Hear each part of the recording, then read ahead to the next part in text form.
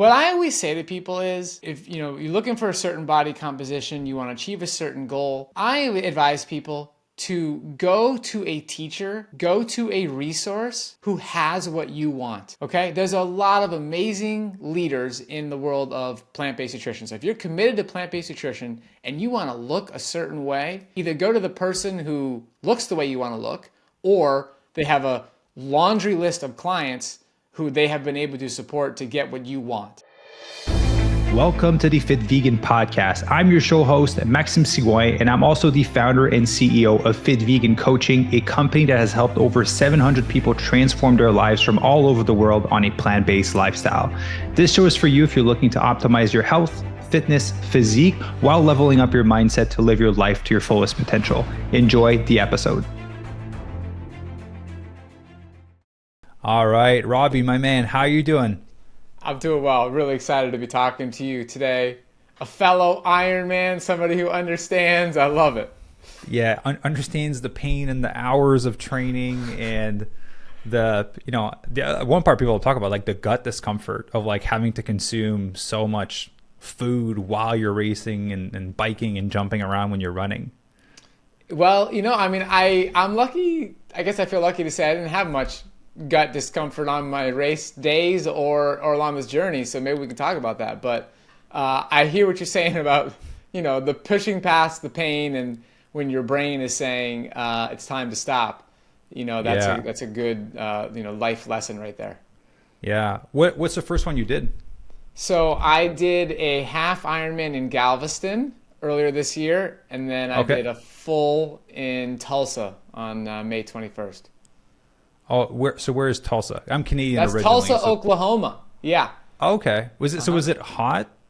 It actually, it wasn't that bad. It really wasn't. So, the swim starts pretty early. That was no problem.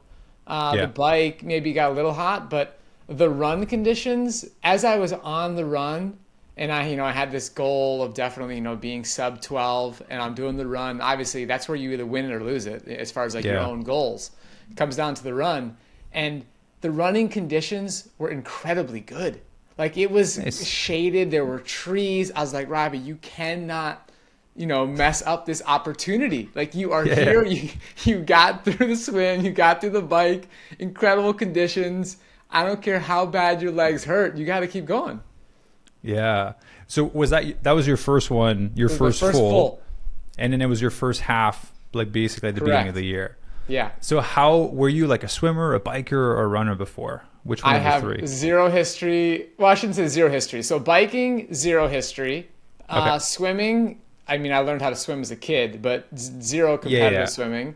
And then for running, the only history I had in that sport was one season of cross country, which was my senior year of high school. But other than that, I couldn't run more than a couple miles without some knee pain. I tried to set a goal of running a marathon during COVID, ended up with some knee pain there. And then finally, once I committed to this, I got the right coaches, I got the right physical therapy plan, and I fixed the structure, not the structural issues, but like the weaknesses that were leading to that pain. And it's so fun to think of how I couldn't get a marathon done, but I went and got an Ironman. Now you added it at the end. When you shift that mindset, like, wait, we're doing this whole thing, then all of a sudden the marathon's not such a big deal. And that was a really big shift for me. Yeah, well, for sure. It's a third of the race, right? People are like, I want to run a marathon. It's like, I'm going to do that after I bike like 90 plus miles and after I swim, then I'll run a marathon with you. Exactly. Yeah. It definitely shifts your perspective as to what you think is possible for your body. No question. How was the swim for you? Like, did they do like a massive group start where you're just like fighting with everyone trying to get ahead, or did they do kind of like sequenced, allowing like people to step into the water? They've changed that. Yep. So they do sequencing now. I think in pretty much all the races, all the Ironmans. And so in this case, I went in pretty early because I wanted to try and avoid as much heat as possible on the bike ride. Yeah. So I got in the water pretty early, and it was in a lake. So that was great. My next race is going to be in the ocean, so we'll see how that goes. But, swim went okay. I got it done in like an hour and 16 minutes. So nice. Decent start to the day. Nothing spectacular, but I got it done.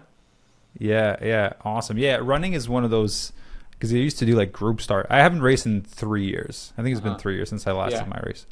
Yeah, when I started my business about 3 years ago. And it was like you're fighting, right? You're swimming, but like with your elbows, you're trying to create some space. You're kicking hard, and when I say elbows, it's not to the head. It's just the person in front of you is kicking, so you have to like not get your hand hit. So you're trying to make some space for yourself. I remember when I first started training, like I just got into this whole sport in October of 2022. So this is all like pretty new, and I remember the people I was training with, they were saying, people don't know this, but this is actually a contact sport. And there will be some people hitting. I'm like, that's interesting. And the thing is, you can't really prepare for it. You really only get to experience that through race days because you're not really going to have that training experience.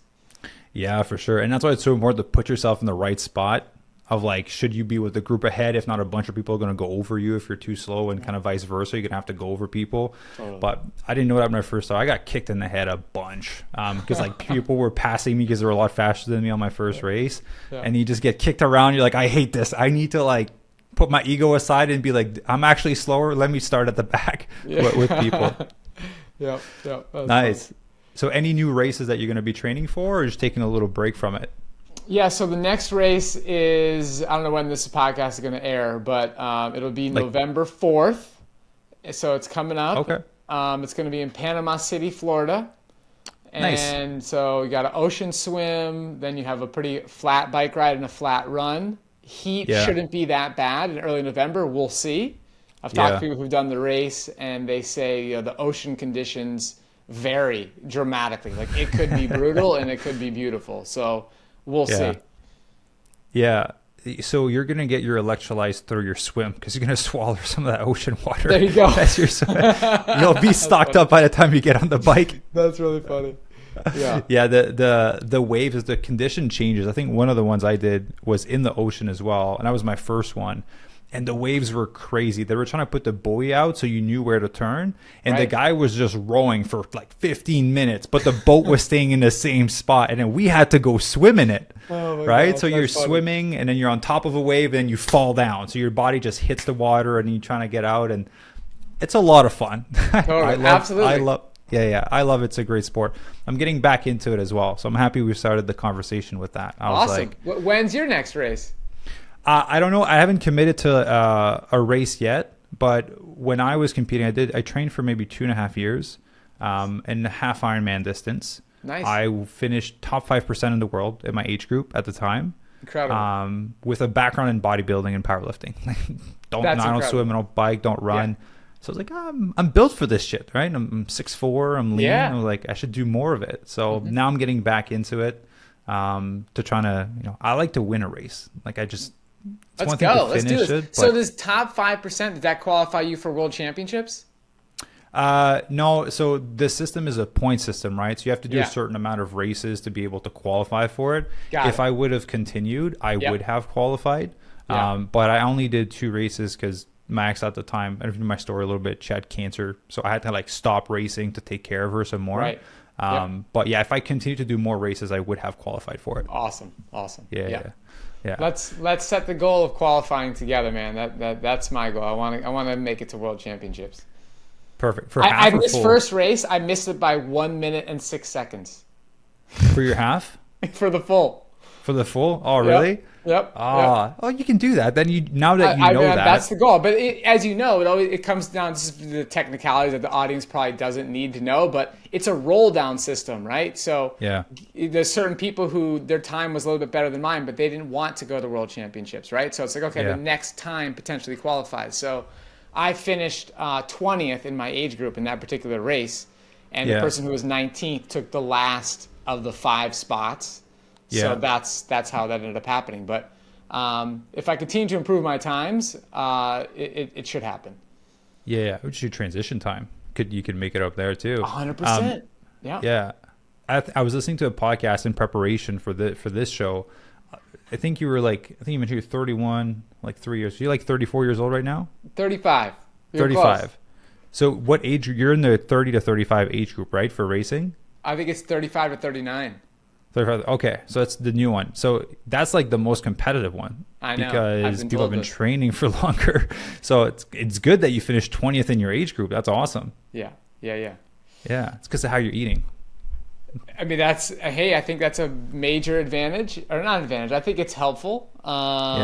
You know, I think honestly, when it comes to these sports, I think I don't overstate. I don't like to overstate like what food is going to do in these situations. It's definitely helpful, but at the end of the day, what matters in these sports is your training. Period. No questions asked. It's your training. It's your consistency. It's your sleep. There's plenty of people in all sports who have the worst nutrition and are some of the best in the world. And actually, statistically speaking, of all the athletes, majority of them actually have worse nutrition than good nutrition. So I don't like to overstate that, but for me, the health part is about my quality of life, about what's going to happen to me 20 years, 40 years, 50 years down the road. That to me is more important than, considering any of these other, performance enhancing ideas. Even some of them aren't even like necessarily that they're not like illegal, but they might not be that healthy. So I just, keep it simple, focus on my health first, and then do my best. I'm a recreational athlete. I'm an amateur athlete. It's for fun. It's for my own self-respect, my own, journey and growth as a person. And I'm just out there competing against myself, really, just trying to become better every day in training and increase, my success at every race from my own times, and really enjoy the process. Yeah, absolutely. It is definitely that component of, and you do get addicted to it, just beating your time every single race. Mm-hmm. All right. But yeah, there's things to consider as you move along, because you can go the very down unhealthy road 100%, when you're competing, for sure. Yeah. And you could go down the expensive road of paying $50,000 for a bike because it's like 2 grams lighter, and it's a different ball game once you get into it. Totally. But just to segment out of triathlon, because I'm sure we can talk about this for about an hour, because there's a lot to say. So obviously you're the co-founder of Mastering Diabetes, which I had the opportunity to have Cyrus on the show before. So very excited we kind of get to do this together. I'd love to hear your personal journey with diabetes, and kind of how you and Cyrus came about building Mastering Diabetes. Yeah, Cyrus and I have had a lot of fun together. We started Mastering Diabetes officially in 2017, and we were, had our own journeys to getting into diabetes coaching and diabetes education. So my journey started with just getting diagnosed in January of 2000, January 26th, 2000. That's over 23 years ago now. I'll never forget the day. I essentially self-diagnosed myself. I was thirsty all the time. I was going to the bathroom all the time. And I told my mom, I said, "Mom, I'm pretty sure I have diabetes just like Steve." So my older brother was diagnosed with type 1 diabetes 9 years prior to me. So I'm the youngest of 3 brothers. The middle one, Steve, he's living with type 1 diabetes himself. And so I was very familiar with the condition. And I'm like, "Mom, this is not looking good." And she's like, "Oh, don't be silly. You don't have diabetes." So with some more time passed, she was out of town. But then my mom, we were living in Minnesota at the time. My parents were in Florida looking for homes that we were going to move to. And my mom called to check in, and she said, "How are things going?" I said, "Mom, I couldn't sleep last night. I was cramping." She said, "Okay, go upstairs, use your brother's blood glucose meter and test yourself." Sure enough, and I did. I was well over 400, so that's 4 times what I should have been. And my brother said right then and there, "You have type 1 diabetes, pack your bag, you're going to be in the hospital for a few nights." So we went to the regular doctor. They ran a few tests. I'm not sure exactly what test they ran. I'm actually very curious to figure out what they did, if it was a C-peptide or something like that. But they ran some tests. They said, "Yep, you're living with type 1 diabetes." My brother was in the room. That was the first time I've ever seen him cry. He was just, he's like, "Oh man," I'm just like, "I'm sorry you have to experience this, just the inconveniences of it." And my parents flew back the next day. And I remember my dad just saying, "Look, you can do whatever you want in life, is just an inconvenience." So for those who don't know, type 1 diabetes, that's an autoimmune version of diabetes. We don't know the cause of type 1 or type 1.5. So we're still trying to figure that out. But it's basically where the beta cells in my pancreas have been damaged, and I don't produce my own insulin. And you can get a test to sort of get an idea of how much insulin you're producing along your journey of living with any form of diabetes. That's a C-peptide test. And my C-peptide is undetectable. So I'm essentially producing no insulin. The only way for me to usher glucose out of my bloodstream into my cells is to inject exogenous insulin. So that was my sort of diagnosis story. And at the time, we were living in Minnesota, and my parents wanted to make sure we had the best medical care possible. So they said, okay, we're going to take you and Steve to the Mayo Clinic in Rochester, Minnesota. Some of the best medicine we can possibly get you access to. And while I went there, they never said anything about insulin resistance. They never said anything about eating foods in a way that could protect me from the short-term challenges of blood glucose fluctuations and the long-term consequences that people living with diabetes end up experiencing. This was not part of the conversation. At the time, I was 12 years old. I was in middle school. And their focus was on making sure that I felt normal. It was really about, okay, just keeping it so I could fit in, I could eat whatever I wanted to eat, just learn how to dose properly, learn how to count the carbohydrates properly, try and do some of the basics. And they told my mom, okay, it's important for him to have one serving of fruit at dinner. And I'm telling you, my parents, my dad, he's like an entrepreneur. He owns some furniture businesses. And my mom took care of the kids. She followed the plan. Like, she was willing to do what they told her to do. She would eat the recipes that they gave her. She would make the recipes that they gave her for my brother and I and my older brother. And when they said, make sure he has one serving of fruit at dinner, she followed the guideline. But so what did that mean?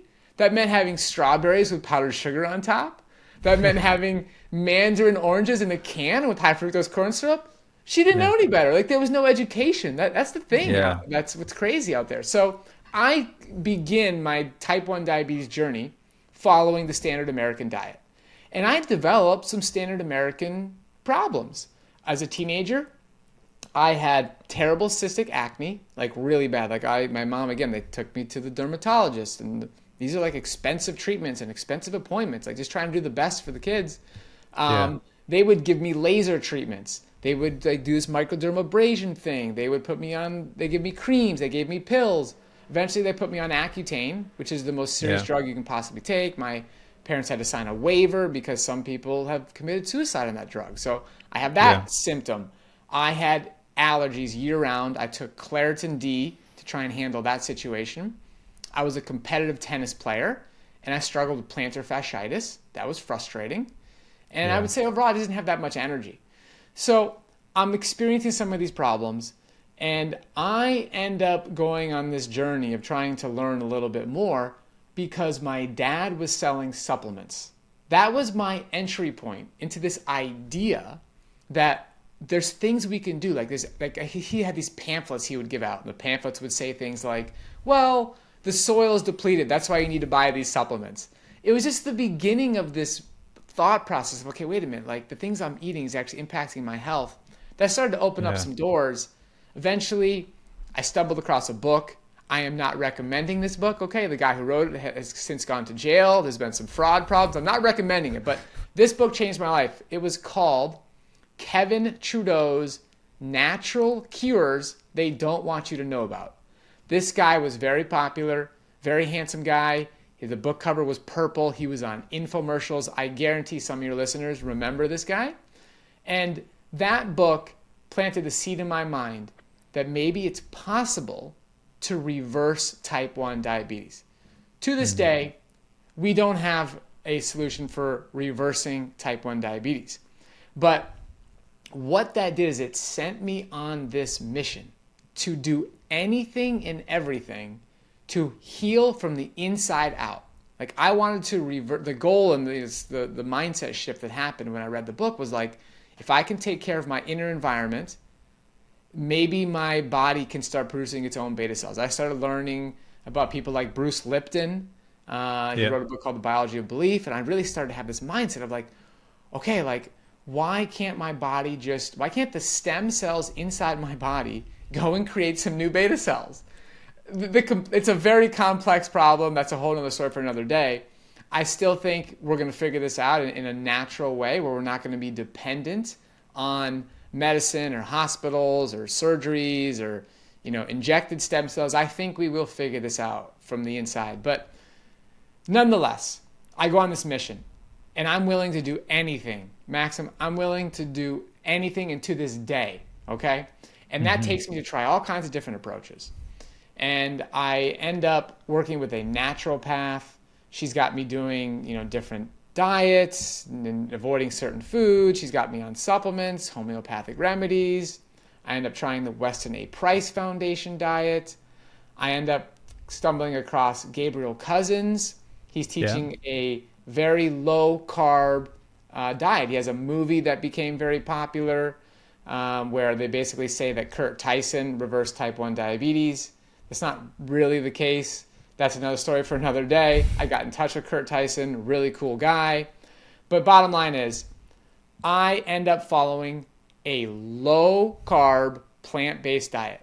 Again, at the time, keto wasn't really a thing, but it really was a plant-based ketogenic diet, which we wrote about in the Mastering Diabetes book. Most people don't really know what that is, but bottom line is I was having no more than 30 grams of net carbohydrate per day. And as a person living with type 1 diabetes, we have fantastic feedback on what lifestyle choices make us more insulin sensitive or more insulin resistant. So when I'm doing this low carb diet, for every 1 gram of glucose I consume, I needed to inject 1 unit of total insulin over a 24-hour period. Let's call that a 1-to-1 ratio. Once I ended up switching to a low-fat, plant-based whole food diet, I now consume over 10 grams of glucose for that same 1 unit of insulin. That is a 900% change in insulin sensitivity. And for anybody who wants to get in the technicalities out there, when I say 1 gram of glucose, I mean 1 gram of glucose. I am going into Chronometer. I'm going into these modern day nutrition logging softwares. I'm removing fiber and I'm removing fructose, because fiber and fructose do not require insulin to be metabolized. So this is pure glucose to insulin, 900% change in insulin sensitivity. And this just changed my entire life. My skin cleared up. My plantar fasciitis went away. I don't take any other allergy medications. I don't get sick. I feel amazing. It was just absolutely life-changing. So I got passionate about this topic, and the passion I have for the whole conversation of insulin sensitivity is reinforced every single day, because every time I eat food, I have this personal experience of, wow, like I'm really insulin sensitive. Or if I make a decision that's not in my favor, oh, wow, that made me insulin resistant. I see it immediately because I'm using insulin to manage my blood glucose. So you mentioned like when you discovered Gabriel Cousens, which I remember the Gabriel Cousens, Dr. Sebi. I don't know if that is those days. I've heard of him. So you mentioned you did low carb, plant based. So was that your transition to stopping consuming animal product? And was it because of Gabriel Cousens, or was there another reason that led you there? Okay, that's a great question. So let's go back to like September-ish of 2006. All right. Okay. So I you're like am 18 a at freshman. that point. So that's like over 17 years ago, right? I'm a freshman at the University of Florida in Gainesville. I am following the Gabriel Cousens approach. I learned about that while I was at college, and I'm doing this full on. And I'm also sort of learning about, actually take a step back. Before I got to the Gabriel Cousens stuff, I was into like natural living and whatnot, and I was following the Weston A. Price Foundation. And Weston A. Price Foundation is a group, again, like I love all these groups. I love Gabriel Cousens. I love the Weston A. Price people. I love the keto people. I love the carnivore people. We all have way more in common than we don't. Like that whole group of people is spending a lot of time and energy to try and heal naturally and not trying to rely on the pharmaceutical industry and, garbage processed foods. Like there's really a lot in common amongst all those different groups. So at this time, I'm learning from the Weston A. Price crew. And they're teaching that grass-fed beef is really important. It's because that's way more natural than the stuff coming from the factory farms. They're teaching that It's really important to drink raw milk because in the past we never had pasteurization. Like, that's not good for you. So I'm doing the best to follow their teachings. And I'm simultaneously on an online forum. It was called G Living. G Living was a website. It was on this thing called the Ning Network. And it was where people who were into like high-end green stuff, let's say you wanted like a really fancy mango dinner table, right? Let's say you wanted like really like a high-end eco house or something. I'm just like on this forum. And these people were into the gourmet raw food. Like, they're using their dehydrators, they're making this really fancy, crackers and all this stuff. And I'm like, hey guys, I think it's really important that you consume raw milk, and here's why. So I'm basically repeating what I'm learning from the Weston A. Price Foundation.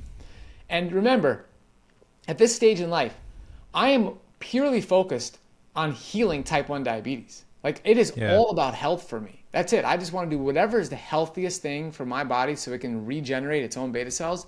That's what I'm focused on. So we have a conversation on this board, and somebody says, hey, have you ever seen the movie Earthlings? They just say it in a really kind way, just like, and at that time it was available for free on Google Video. I since bought the movie to pay because because Sean Monson like deserves my money of buying the DVD.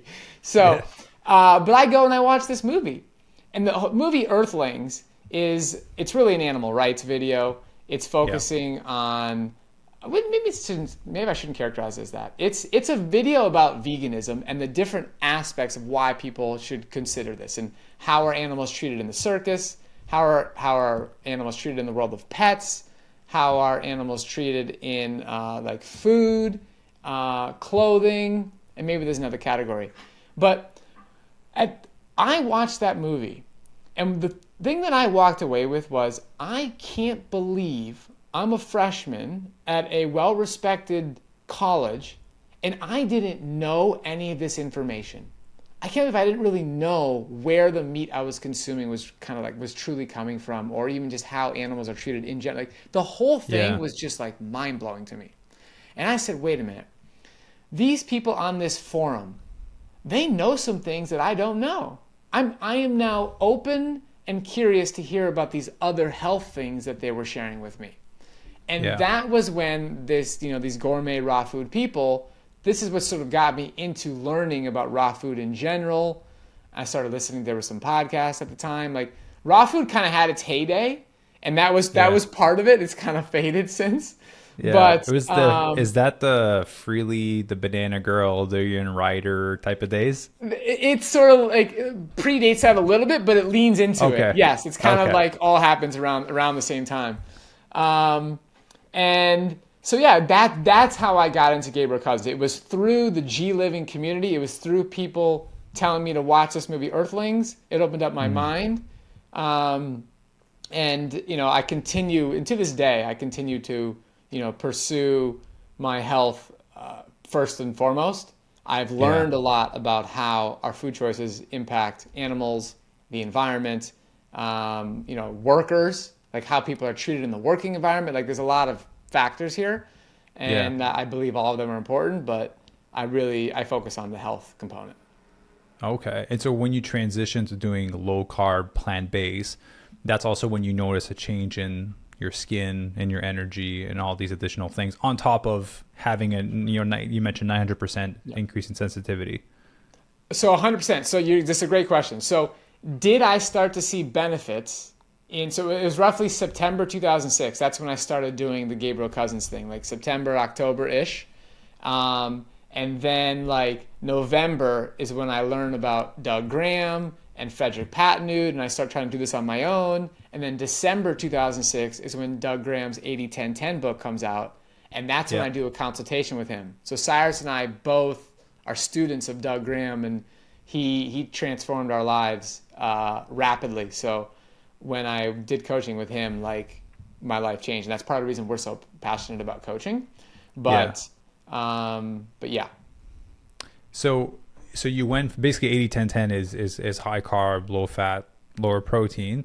So you went from how was that transition going from Gabriel Cousins, low carb, plant based, to now you're going like literally on the full on opposite spectrum? I think you mentioned eating 30 grams of net carbs per day. Correct. You probably that was like half of one meal when you went 80, 10, 10. Right. It's so fun to talk to somebody like you who really understands the nuanced details of these numbers. So the point I forgot to make there was that when I started transitioning and doing the Gabriel Cousins plant-based low carb thing, there were some benefits, right? There's no question. Like you said, skin starting to clear up. Like it was definitely the beginning of me really starting to piece this together of like overall health.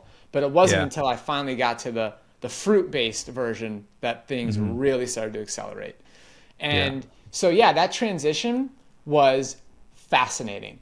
And so again, as a person living with type 1, we're injecting insulin every time we want to eat any significant amount of food that contains carbohydrate energy. So what I saw happening immediately was how my insulin sensitivity was improving dramatically. And what ends up happening is when you're type 1, you're basically injecting based on a certain ratio. It's like, if I'm going to have 100 grams of carbohydrate and my ratio is 10-1, then I'm going to inject 10 units. That's how much insulin I would need to eat that 100 grams of carbohydrate. And that's actually a quite common ratio. Whereas now, with everything of the mastering diabetes method, where we just stack and stack and stack all the things that we possibly know about that improves insulin sensitivity, we just stack them on top of each other. And that is why our results are so extraordinary. So now I'm injecting 50-1, 75-1, even sometimes 100-1 if it's later in the day. Now that's total carbohydrate right there.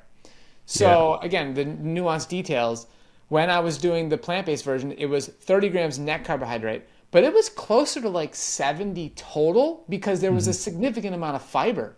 The Gabriel Cousins program has a lot of greens. Okay, when you're consuming nuts and seeds, you're getting a good amount of fiber in there. So the foods that he was on his program included a good amount of fiber. But the change that happened, it was dramatic. I mean, Doug Graham, the dude doesn't play around. So we've actually reconnected recently, and he is my strength and conditioning coach now. So we meet on WhatsApp about 3 times a week, maybe a little more, and we do these video sessions of working out together. And for a man I think he's closing in on 70 years old, he's ridiculously strong, and he's actually one of the strongest men in the United Kingdom. He's trying to qualify for Worlds and all that. But anyways, Doug's a great example himself. But when we first started out, the first week, Maxime, all I ate was bananas. Literally bananas and nothing else. The second week, Island. I was able to add lettuce. Okay. So he really, and it's funny, Andrew Taylor has become really famous for, he does like a potato cleanse he helps people with. There's the idea of starting out that way. First off, we don't teach that at Mastering Diabetes. Okay. We teach a much different, slow, steady approach. But the idea of these, mono experiences are very much focused on the mental aspect of having you get in touch with what is true hunger. That, to me, is even more powerful than just like the simplicity of the food. It's the mental breakthrough of learning, okay, why do you eat? Why are you reaching for food? Are you really hungry? Because if you truly were hungry, you would be happy to munch on some bananas or some lettuce. But if you're not experiencing true hunger, those things don't really call to you. You're really eating for other reasons. So it was just a great experience. Yeah, I bet. Because I guess no one would really have a lettuce craving. You know that if you're starving, you're going to eat whatever's in front of you. 100%. That is a true Doug Graham teaching right there. Absolutely. Yeah. So have you heard of Banana Island with Freely? I have heard of it. Yes, absolutely. So it was like 30 bananas a day for a week or something. It was something that I did it a while back. Yeah, it was like banana smoothie, banana ice cream, just bananas, and you just kind of get creative with it. Totally. But I think there is something to also the digestive aspect of eating mono meals and your body just digesting the same thing for a short period of time. Yeah. Versus, because sometimes we get very complex with some of the meals. Where I see some salads in there and there's like, I reckon 30 different plants and nuts and seeds and things, and then some people have a harder time digesting it. I'm glad you brought this up because I think this is an important conversation. We're really getting into the nuances today, and I think that's fun. So Doug Graham likes to say, simplicity at your meals, variety in your diet. And I like that. I think that's a great concept. And now, in 2023, we have a lot of new, fascinating data emerging about the gut microbiome and diversity. And so I'm in favor of that, right? And so if somebody does want to have a salad with 30 different ingredients, that's cool. Like, that's great. I think the mono eating, the simplicity, that can come into play and be beneficial when needed, right? Like when there's something digestive going on that you want to clean up, but you don't want to stay there long term. You don't want to just eat like a couple of different foods for an entire year. It's always a short term thing. It's always like a restoring, treating something that might be going on and then adding things back intelligently. So I'm actually a big supporter of it for people who feel ready and called to it, but also I've evolved personally to adding more ingredients to my meals. Like there was this period of time, this still exists on the internet for anybody who wants to go see it. I documented every single morsel of food that went in my body for 365 consecutive days. I took a picture of every meal. I did the chronometer nutrition breakdown. And then I had like this screenshot of like all the different details of how many. I even analyzed the water content of each meal, and I documented every insulin injection and every blood sugar reading for 365 consecutive days. I'll give you a link for people who want to click below the show and go see that. It's healthyoptimist.smugmug.com. But my meals were far simpler back then than they are now. It's always been the same foods. My diet has not changed in 17 years as far as the foods, but I'm certainly enjoying and happy to include more ingredients in small amounts. So one thing I think that's important to know is you don't need to have large amounts of particular ingredients in order to receive the benefits of increasing the diversity in your gut microbiome. So if you're going to make a salad, adding a little bit of sunchokes, which is something probably most people are not eating, is cool. It's good. It's fun. You don't have to have a ton, just a little bit. Yeah. I had a thought about what you shared for the mono meals, but it went away. I'm sure it'll come back. But I would like to talk about the 80-10-10 because I've been debating on this lately. And then I'm happy that we're having this conversation because you're living it right now. You're basically living 80-10-10, if it's fair to assume, for sure. Right? Yeah. So I've done 80-10-10 in the past when I first went vegan. So maybe like 8. I went vegan 9 years ago, so 9+ years. So maybe like 8 years ago, I did 80-10-10. Felt incredible, right? Went raw vegan as well. Felt great. Bad timing. I did it in the middle of winter in Quebec, Canada. I was fucking freezing. It was cold. Sure. It was a cold winter. Yeah. But I felt good on the 80-10-10. But looking at not performance, but a shift in body composition. Yeah. I've never had any luck with being able to build more lean muscle mass and kind of keep a lower body fat percentage on 80-10-10. But to be fair, I've never tracked my calories while I was doing it. So I know that's an important component because maybe I was just severely under eating and my body was just like, let go of the muscle mass, right? There's too much for us to maintain on how little you're eating and how much you're operating. So I'm curious a little bit to just document an experimentation of like, can I shift my body composition on 80-10-10 if I'm like properly strength training and monitoring my calories and the actual ratios? I think it'd be something interesting. But I love your thoughts on the body composition part because a lot of people come to you guys and to me, like I'm eating whole food plant-based, but my body composition is terrible. Yeah. I'm like, well, the proportion sometimes matters, but I love your take on that. So this is a great topic.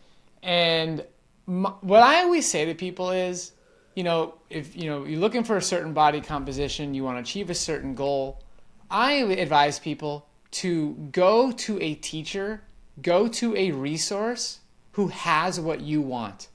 Okay? There's a lot of amazing leaders in the world of plant-based nutrition. So if you're committed to plant-based nutrition and you want to look a certain way, either go to the person who looks the way you want to look, or they have a laundry list of clients who they have been able to support to get what you want. Right? Yeah. So like if somebody wants, if you want a certain composition, you want to look like really big and be strong. I mean, start studying what's Simon Hill doing, right? What's Nimai Delgado doing, right? Like that's if that's your priority, boom, go there. As far as like 80-10-10, the raw vegan, you're not gonna look like Simon Hill. I think he's a great example of this because he's such a polar opposite of my physique, right? I'm intentionally trying to be as light and strong as possible. That's the combination I want. I want light and strong. I don't want to become bigger. I don't want extra mass. I want strength. So people oftentimes confuse strength and size. It's not the same thing. And so, that's why oftentimes people talk about their strength to weight ratio. That kind of sort of like levels the playing field a little bit. But can you gain some size on 80-10-10? Sure. You can that's going to be based on your training, your caloric intake, but you're not going to be big. You're just not. So at Mastering Diabetes and what we do with our coaching program, just to be clear, like that coaching program, like my main focus and purpose in life is helping people who have a chronic disease reverse that disease. The vast majority of people we work with, they're not athletes. They're not looking to be athletes. They're looking to drop 100 pounds, 75 pounds, 50 pounds. They're not really completely concerned about like their strength and muscular appearance. So that's like a whole different conversation, right? It all depends on your goals and what you're trying to achieve. And we help people, whatever. We definitely have some athletes, right? They get inspired by what Cyrus is doing, what I'm doing, and we help them. And there's such a wide range of ways to implement a plant-based diet. There's a wide range of ways to adjust your macronutrient ratios to get where you want to get to. And to me, it just really comes back to picking coaches that have what you want. Yeah, I think that's a great point. I remember my conversation with Cyrus, we kind of both agreed on the 1.6 gram per kg of body weight if you're looking to improve your body composition. But then a lot of people are like, well, Dr. Greger, Dr. Klepper are saying like 0.8 gram per kg. I'm like, you can do that and you will be healthy and you will live a very long time, right? If your goal is body composition, there's a different game that you have to play. It's slightly different things, right? You don't need to be necessarily more muscular. I'm the same as you. I used to be really big. I used to be 240 pounds when I was bodybuilding and powerlifting, and I'm 6'4". So just to put it into context. Yeah. But oh man, my butt was so big. I turned around and I knocked shit from the counter. I didn't even know it was there. You're just out of breath when you're climbing the stairs. And I was like, I miss my Ironman days. Yeah. Where you can just you can do anything. You're not out of breath. You're not out of energy. You just feel athletic. You're limber. You can move around, and you just feel so great. Yeah. But you got to pick the physique that you want. 100%. That's the bottom line. There's not any right or wrong, better. It's what do you want, and that's what you should get, and just put in the work. Yeah. So a question I want to ask you. So you mentioned type 2 diabetes. People it would be through their nutrition or lifestyle change that would cause them to get type 2, right? So correct. I didn't ask this to Cyrus, but I'm gonna ask you, what's the cost of the insulin per month on average if you are to not watch your nutrition, not do the wrong thing, and then get type 2 diabetes? What's the cost of not having taken care of that? Because obviously if it's autoimmune, you just got to deal with it and kind of work on improving it. But if it's self-created, what's the, I don't say consequence, but what's the cost of that? So the average cost of type 2 diabetes per year ends up being roughly $13,000. Okay. That's the average, okay? But $1,000 a month-ish. In reality, I shouldn't say most, a lot of people, especially the people that we work with, like our clients, people we support, they end up having insurance, and they don't really, it's not really that much of a thing for the majority of people. It certainly is for some people, but the cost of insulin, the out-of-pocket for people who are living with type 2 diabetes, it's usually covered by insurance. Oh, okay, cool. And even for me, again, full transparency, I can't even really answer that question as a type 1, right? I have a deductible, I have a copay, and it doesn't really impact my life like that much, the cost of diabetes. And that's because I'm lucky, right? I'm lucky that I have good insurance. So, yeah.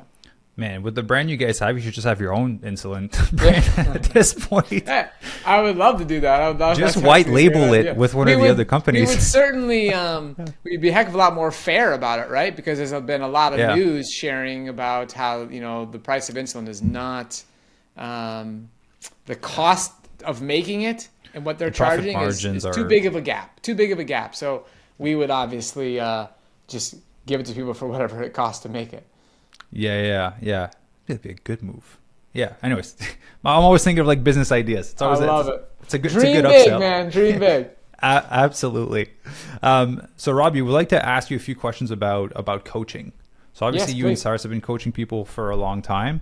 What are some of the traits that you notice in people that have more success in your coaching? So people can be like, oh, I have this, I can move forward, or like, oh, maybe I need to acquire some of these things. Number 1 is openness to be coached. Like a willingness to be humble and be like, okay, like I'm not going to argue with you. I'm going to be curious. I respect your experience, your opinion. Like I'm going to go gain knowledge, because if you're not willing to be coached, it's not going to go very far. And so if you come in and like, okay, I'm going to try this. So that's number 1. Number 2 would be vulnerability. The coach can't help you if you're not willing to tell the truth. And like what happens is people they'll have a challenge, which is normal. The coach is ready and prepared to help you through that challenge, but they feel so embarrassed that they maybe don't show up to their group call, or they're not fully transparent in their group call because they just feel embarrassed. And if you can let go of that and understand, okay, look, everybody in the group understands, or if it's just with your private coach, your coach is not going to judge you. The more honest and vulnerable you can be about the challenges, the more frequently you can interact with your coach. Like we encourage daily texting in our coaching programs, whether it's private or group. We want that honesty, that vulnerability as close to in the moment as possible, so you don't sort of go down this spiral of trying to do it all on your own and feeling guilty and embarrassed. Let's intervene as a community. Let's let your coach intervene, and let's start like reprogramming and changing how you're going to handle these situations. And so if you're open to learning and you're honest and vulnerable about the challenges you encounter, you will succeed. Those 2 things, that's it. Because you will have challenges. You will fail, okay? Like there will be mistakes. There will be cravings. There will be it is never a straight line up.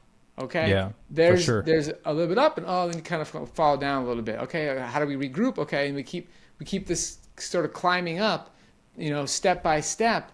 That's how you get to your goals, and you start building these habits over time. It's that when people give up and don't communicate, that nothing happens. Yeah, absolutely. All right. One thing I always like to say, you can't fail if you don't quit. I love that. Yeah, if you just keep showing up, something's bound to happen. And I say it, you said it in a much nicer way, but usually when I talk to people, I was like, hey, I'm not a magician, I'm a coach. So I need you to do the things that I'm asking you to do, because it's not because you hold the plan that the body will start to melt and everything will start to transition, right? Correct. I haven't reached that level of cleanness in my veganism to have those powers. So that's hilarious. You need some type of compliance. Yes. So Robby, where can people find out more about the work that you guys are doing, about coaching? Just to put a disclaimer, a lot of people listening are, I would say 50 are vegan, 50 are veg curious. Cool. And we do have a lot of people with diabetes that are listening to the show. So where can people learn more and kind of work with you guys? Awesome. Okay, well, first off, to the veg curious people, I want to tell you, at Mastering Diabetes, we are not the food police, okay? There's no you can't have this, you can't have that. You can have whatever you want. What our job is, as coaches, is to help you understand the consequences and encourage you to do some experiments so you can see what's possible. And then you're going to decide what to do in the long term. So it's not about perfection. It's not about wow, if you're not willing to give up this, then we just can't work with you. It's like, okay, all right, this is what you need in your life. Okay, let's figure out how do we get that right proportion? How do we meet that need, and also get you to meet your big goals? So everybody's welcome at Mastering Diabetes, and the best place to find us is our website, masteringdiabetes.org. You can go there. If you're interested in coaching, you can talk to an enrollment specialist. It's really easy to book a call. There's links all over the homepage. And you can also find us on the various socials. We have our own podcast. Just go into any podcast platform, type in Mastering Diabetes. You'll find us. We're on Instagram. We're on TikTok. We are on YouTube. We're on Facebook. And we also have our book on Amazon. And we read our own audiobook. So we had a lot of fun reading that. We added some extra information, some new science that had come out between when we submitted the manuscript, and then it goes through this long process, and then you get to read the manuscript. Well, there was some new science, so we talked about that in the Audible version, and that was fun. So that's the best way to find us. Oh, beautiful. Well, for everyone listening, I'll make it easy for you. I'll put all the links down below in the show notes that we can just click on them. You don't have to search anything. It's crazy the amount of platforms. I miss a day when it was just Facebook. That's all you could do is just go on Facebook. Now there's just so many ways to be distracted and post content everywhere. Right. Yeah. So all the links will be down below for everyone listening. Robby, man, massive thank you for taking the time to jump on the podcast, open up, be vulnerable, and share some knowledge. I know that people really benefited from it. I always like to end on like words of wisdom. So anything you'd like to share with the people listening? Well, first off, I want to say thank you so much for having me on the show. You're doing amazing work. It's great to be connected. And we got a lot of work to do together moving forward to help uplift people.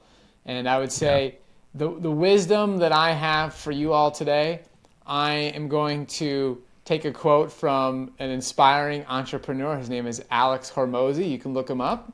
But one of the things that you got the book right there. Yeah. So one thing that he says when he's trying to encourage, he's kind of like a coach too himself, right? Like he's coaching entrepreneurs to reach their goals. And we're doing that in the health field. But he says, if you have like a particular goal, put in so much work that it would be unreasonable for your goal not to become true.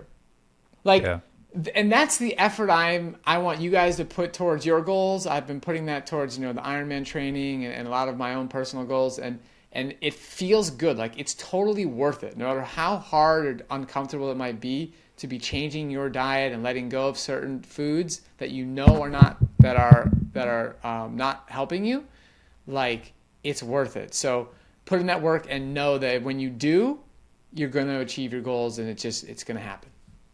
That's beautiful. I think you're the first person to quote Hormozy on here, so that's great. I love it. Awesome. Well, everyone, thank you very much for listening. If you're listening on YouTube, be sure to like the video, share it, comment down below if you have any questions for us. Or on the podcast, be sure to leave a 5-star review, share it with someone that would benefit from this episode, and we'll see you guys in the next one.